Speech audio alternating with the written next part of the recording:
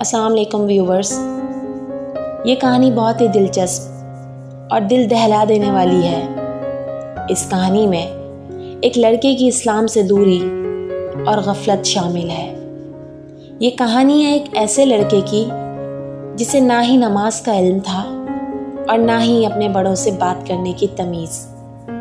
इस लड़के का नाम हसन था।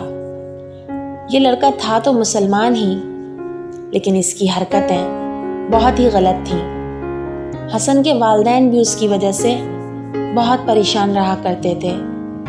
वो सुबह उठता, पार्क में जाकर जॉगिंग करता और गाने सुनता रहता था। उसे कोई गर्ज ही नहीं होती थी कि किसी को उसकी ज़रूरत है, और वो हैं उसके वालिदैन। गरीब लोगों को वो हकारत की निगाह से देखता था और किसी की मदद नहीं करता। वो पूरा दिन अपनी मस्तियों में गुजार देता था। सुबह से लेकर रात तक घूमता फिरता और लोगों का दिल दुखाता रहता था। वो लड़का अपने दोस्तों के साथ पार्टीज में जाता, वहाँ सिगरेट पीता और मौज मस्ती करता था। वो लड़का अपने दोस्तों पर पैसा उड़ाना तो पसंद करता था, लेकिन किसी ज़रूरतमंद को पैसे देना उसे गवारा नहीं गुजरता था।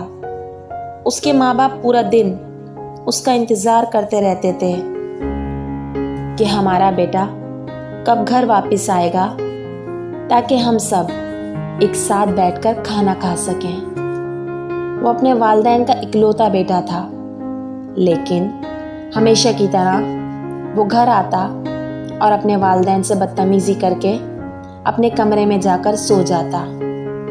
यही ज़िंदगी थी उस लड़के की, लेकिन शायद वो ये भूल चुका था कि ये ज़िंदगी हमेशा के लिए नहीं है।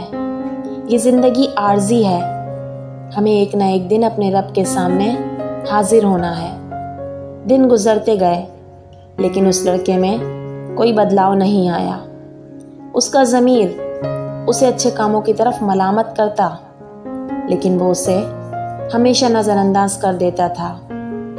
एक दिन वो अपनी कार में अपने दोस्तों के घर जा रहा था।